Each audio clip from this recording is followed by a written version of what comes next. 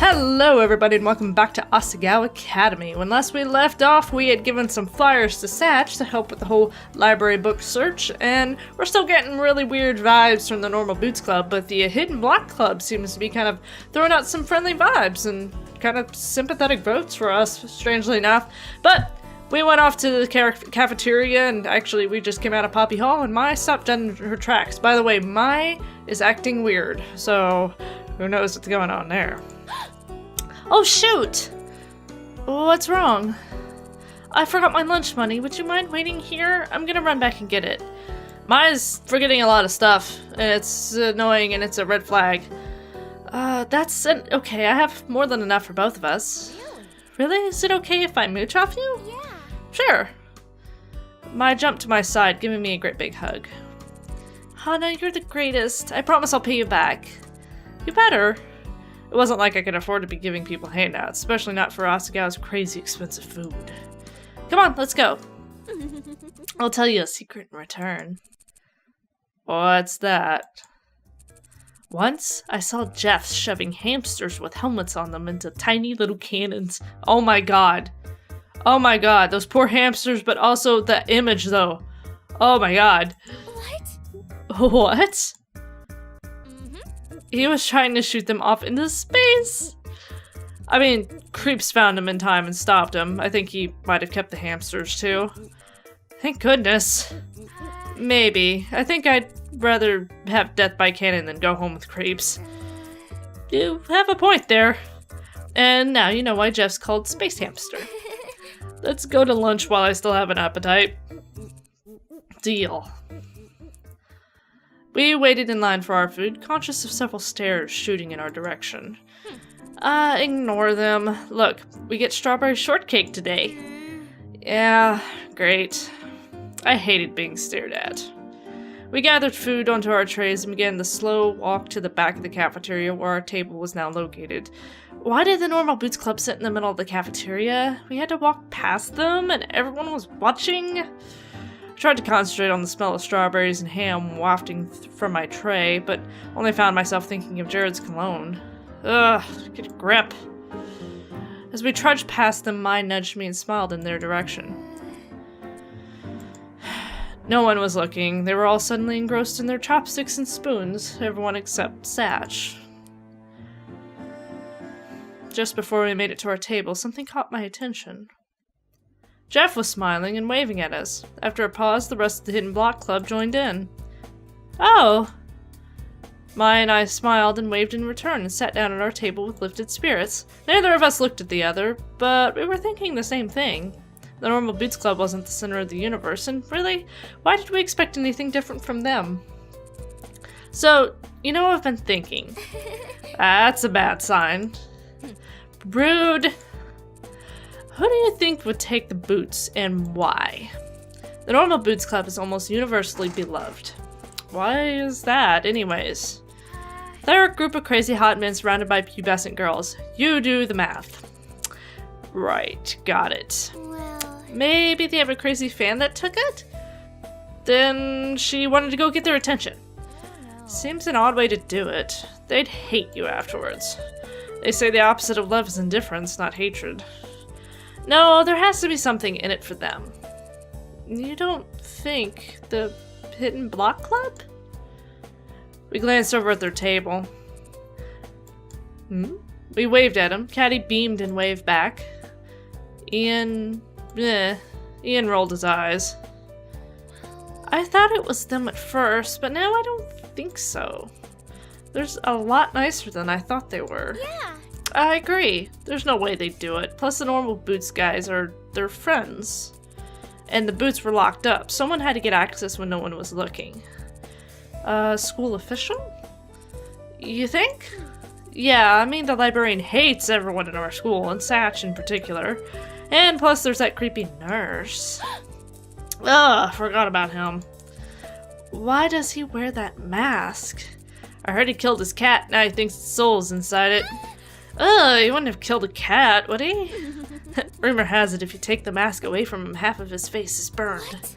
From what? Ex-wife tried to kill him. He glanced in our direction. We snapped our attention back to our food. Okay, let's just pretend it's not him. There's no way I could face that guy. Who has a motive for hurting the Normal Boots Club? We do. Well, now we do. Not then. What about...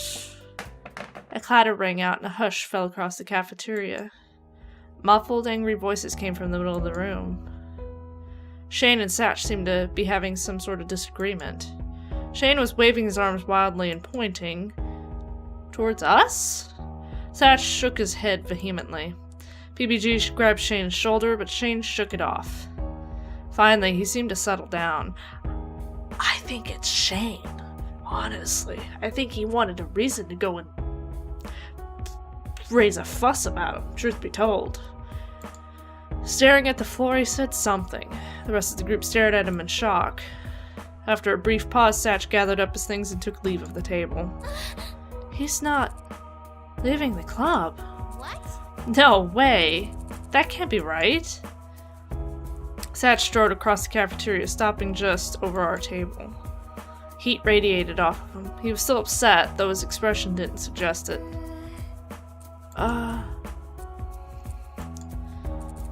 Mind if I sit here? Of course, go ahead. He placed his tray next to mine, sat down, and proceeded to eat his fish burger. Ugh. Everything about him looked the picture of calm. It was only because he was sitting next to me that I saw he was slightly trembling. After a while, conversation started up again. The Normal Boots guys looked mournfully at Satch, but no one made the move to follow him.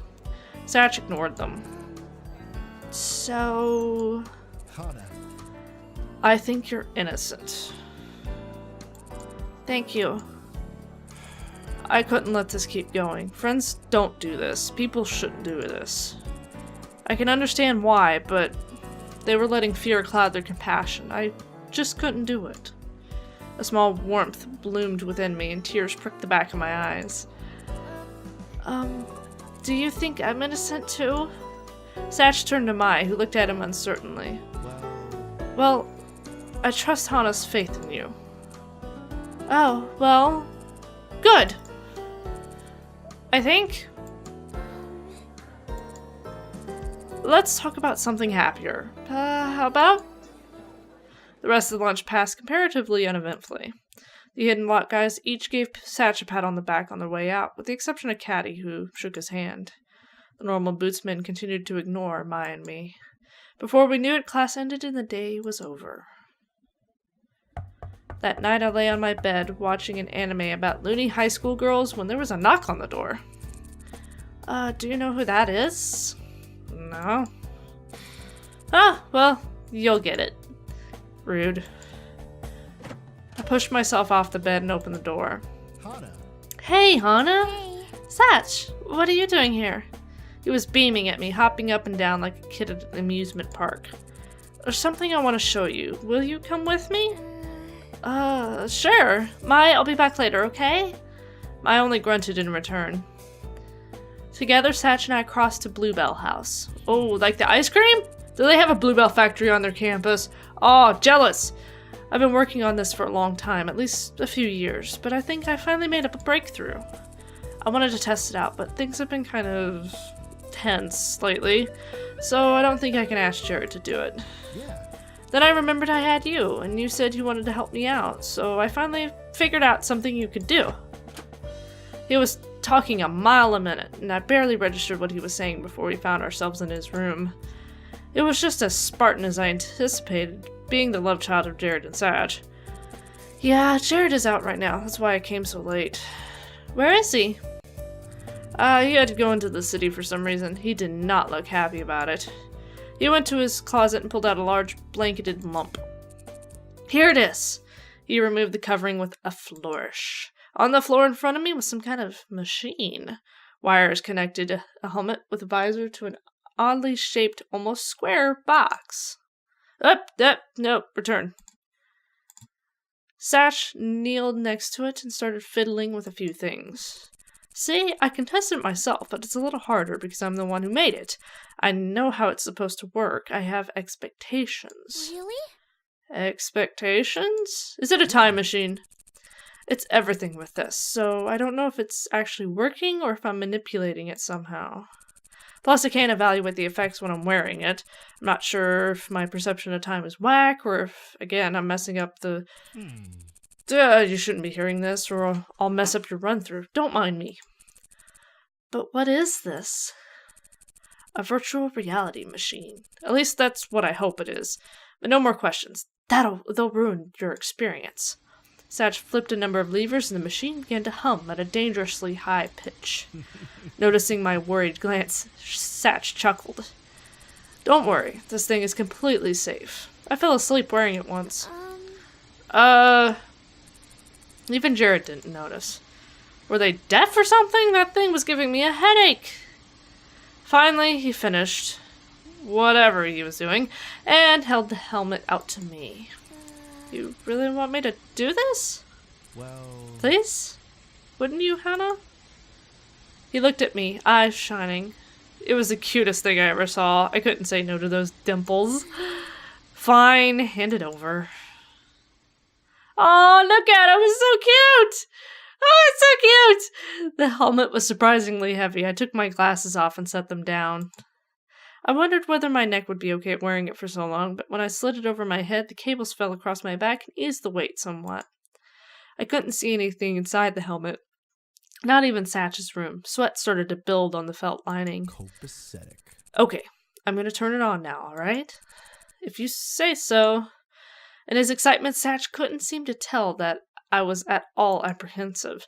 I heard a snap, and then the wires on my back started to vibrate. A burst of light blew through the helmet. I felt horribly dizzy, as if I was being rolled down a hill in a barrel. I don't feel good. Hang on, it's almost... Satch's voice was fading away, as if he was jogging down a long tunnel. Satch? The dizzying sensation stopped. Yeah. Complete. His voice floated towards me and delayed between the syllables as if they were bouncing off a mountainside. In fact, I was by a mountainside. I shivered. Despite the lushness around me, it was cold. Something tickled my legs, and I looked down to see long shafts of grass grazing my ankles. You've got to be kidding me! This is a game? I heard a voice in the distance. Was it Satch? But it was drowned out by the wind. Suddenly, the dizziness returned. I felt myself being sucked down into something and shut my eyes tight. When the sensation stopped, I opened them. I was in a completely white room. To my right, there was a brown table. 2 cakes sat on top of it, a white one, which I somehow knew to be vanilla topped with whipped cream, and a chocolate one with oozing fudge on the inside. Oh, really? Really? Gonna bring up cake? You guys are cruel. I was overwhelmed with the desire to take one, but which? Oh, you're gonna have to wait to see next time. I have an idea what I'm gonna take, but you guys are gonna have to wait till next time to find out. So, anyway, like, comment, subscribe, let me know what you guys think of the series and what I should choose. And as always, I'm TC Robson. Stay obsessed.